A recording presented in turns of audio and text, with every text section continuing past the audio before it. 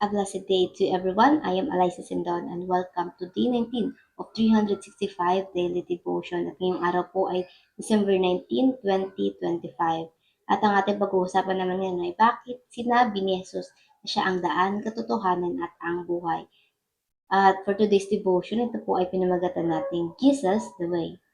For the concept by Pastor Russell, when Jesus declared himself as the way, the truth, and the life, he claims more than moral guidance. He reveals that everything the temple once symbolized, access to God, truth, and life, is fulfilled in him. The temple was God's dwelling in the place of sacrifice and forgiveness. Jesus is the true temple, meeting place of God and humanity, where salvation is found not in ritual or spaces but in Christ who brings us to the Father. And then for our scripture reading, matatagpuan natin ito sa John 14 verse 6. Jesus answered, I am the way, the truth, and the life. No one comes to the Father except through me. Sinasabi sa kanya ni Jesus, ako ang daan at ang katotohanan at ang buhay. Sino man ay di makaparoroon sa Ama, kundi sa pamagitan ko lang.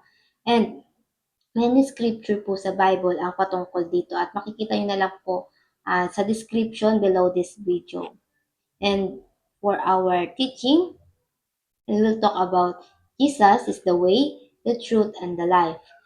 For our teaching number 1, it's about the way. Jesus is the only access to the Father. Now, pause po muna tayo. Balik tayo dun sa panahon ni Eva at Adan. Dati po sila ay face to face, directly, they can um, directly uh, connect to the Father. But because of the sin po, si God, finorbid sila na makausap si God face to face.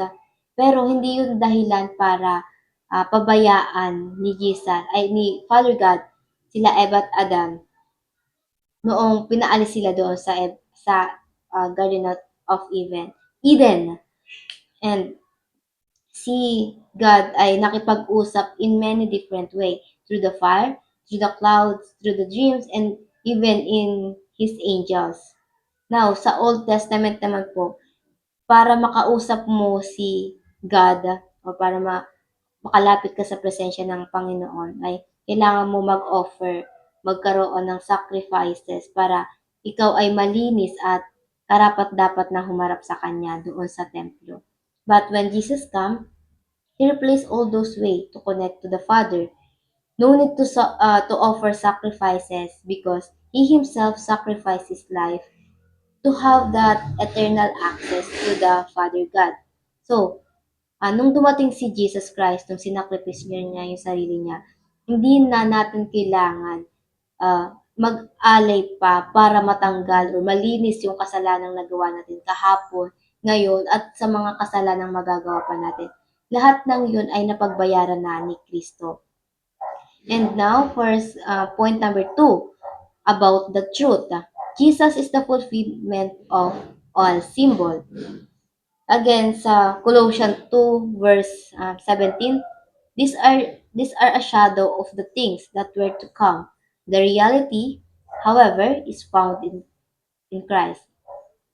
Yung Old Testament po, it's all about the foreshadowing of the coming Messiah. Sabi nga dun sa Colossians, na ang mga ito ay isang anino ng mga bagay na darating. Sinong darating? Ang Messiah, si Jesus. Ngunit ang katawan ay kay Kristo. And for John 2, verse 19 to 21, ito yung nangungusap si Jesus about sa templo. Yung templo na ibig sabihin yung kanyang katawan. Jesus answered them, destroy this temple and I will raise it again in 3 days. They replied, it has taken 46 years to build this temple and you are going to raise it in 3 days? But the temple he had spoken of was his body. Yung sinasabi niyang uh, sirain nila at iaangat niya at ibubuuhin. He will build again. He will build again sa loob ng 3 araw ay ang kanyang katawan. Babangon siya muli. Mabubuhay siyang muli in just 3 days.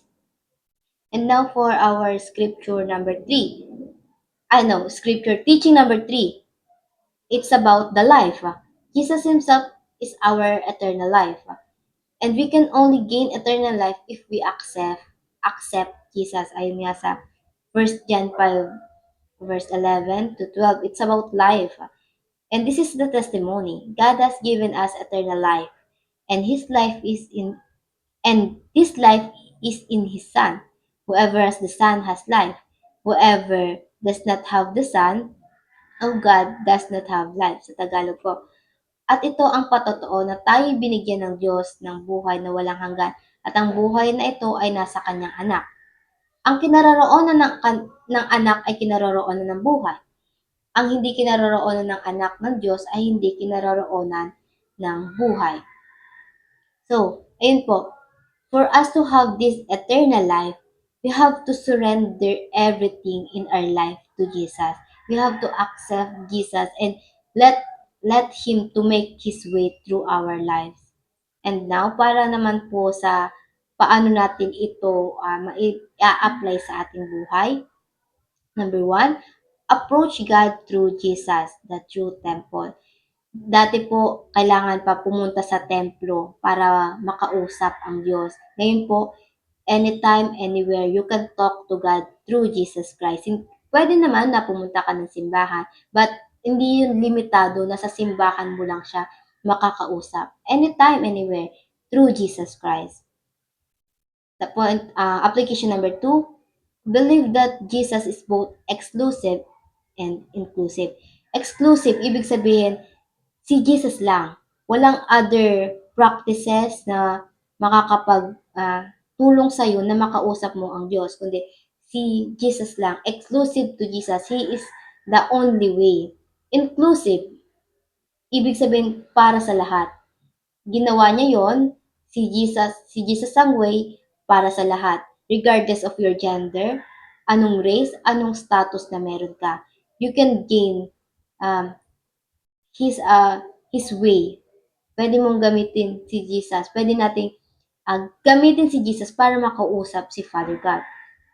And application number three, commune with God through prayer and meditation. So, let's have a practice na to spend time with God every morning. Katulad ng ginawa ni Jesus.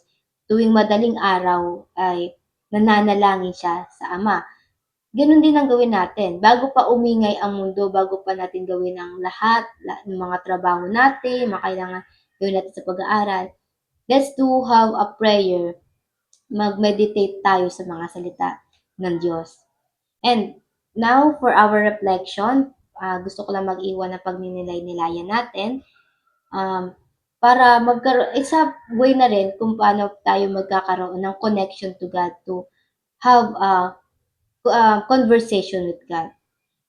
Then, this is the reflection. How much time should you spend in Bible reading, prayer, and meditation daily? Ayun lang po. And before we end this devotion, let's have a closing prayer. Father God, thank you for this day at muli namin narinig ang inyong mga salita through this devotion. Salamat sa tool na mga ginamit mo, Panginoon, para maibahagi namin ang inyong mga salita.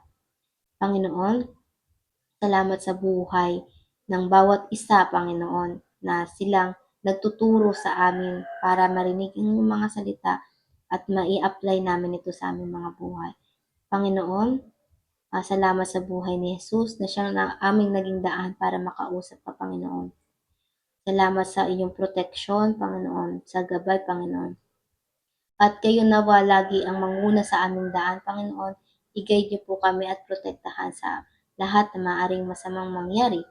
At Panginoon, nakikiusap kami na tulungan niyo kami maging productive today. And kayo na po siya nawa na laging madakila sa aming ginagawa, Panginoon. We praise you and we glorify you, Lord God. At please help us, give us a wisdom and knowledge para maunawaan namin ang inyong kalooban pa, Panginoon. Kayo na po ang siyang palaging gumabay sa amin, Panginoon. In Jesus' name we pray. Amen and amen and amen. Ayun lang po. I hope marami tayong natutunan at matututunan pa. See you again on tomorrow devotion and have a great day ahead. God bless.